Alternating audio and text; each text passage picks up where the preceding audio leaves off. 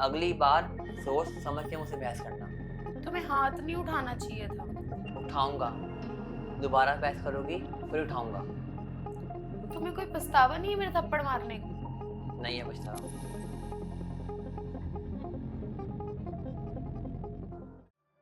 अरे बेटा तू रो क्यों रही है? उसने मुझे थप्पड़ मारा है।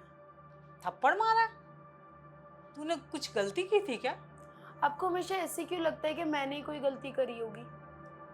और अगर गलती करी भी होगी तो क्या वो मुझे थप्पड़ मारेगा? अरे बेटा मैं तो इसलिए कह रही हूँ ये बात क्योंकि मेरी माँ ने मेरे को उस वक़्त कहा था जब तेरे पापा ने पहली बार मुझे थप्पड़ मारा था। पापा ने आपको थप्पड़ मारा था? हाँ बेटा, थप्पड़ मारा था मुझे। और मैंने अपनी माँ को बताया तो मेरी माँ ने मुझे ये सलाह दी कि बेटा आदमी है ना, पति जो होता है ना, उसे हक होता है थप्पड़ मारने का, क्योंकि वो बाहर जाता है, बाहर काम करके आता है, दुनिया भर के उसके झमेले होते हैं, तो वो घर में आता है, बाहर का गुस्सा वो अपनी पत्नी पे उतारता है और किस पे उतारेगा। और मैं दुनिया की पहली औरत नहीं हूँ जिसके पति ने उसको थप्पड़ मारा, मेरी जैसी बहुत सी औरतें हैं। लेकिन बेटा सच बात बोलूँ मैं, मेरी माँ ने ना मुझे गलत सलाह दी थी। तो सही सलाह क्या है? सही सलाह ये है बेटा कि तुम्हारी कितनी भी गलती हो लेकिन पति का कोई हक नहीं बनता है अपनी पत्नी पे हाथ उठाने का। मैं मानती हूँ वो घर से बाहर जाते हैं काम करने के लिए, कमाते हैं हमारे लिए, हम सब परिवार के लिए। बाहर उनके साथ कई ऐसी बातें हो जाती हैं जो घर में आकर के वो पत्नी के ऊपर गुस्सा उतारते हैं, जबकि उनका कोई हक नहीं बनता है।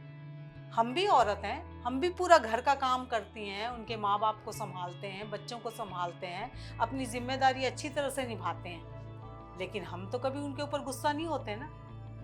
तो उन्हें भी चाहिए ना कि घर में अगर आते हैं तो अपने गुस्से पे कंट्रोल करें और अपनी पत्नी के ऊपर हाथ ना उठाएं। प्यार से भी समझा सकते हैं ना वो। और अगर माँ वो हाथ उठाए तो?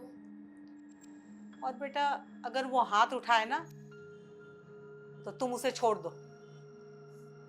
और एक बात बताऊं बेटा, अगर मेरी माँ ने भी ना उस वक़्त मुझे यही सलाह दी होती ना तो आज मैं अपनी ज़िंदगी ना घुट घुट के ना जीती।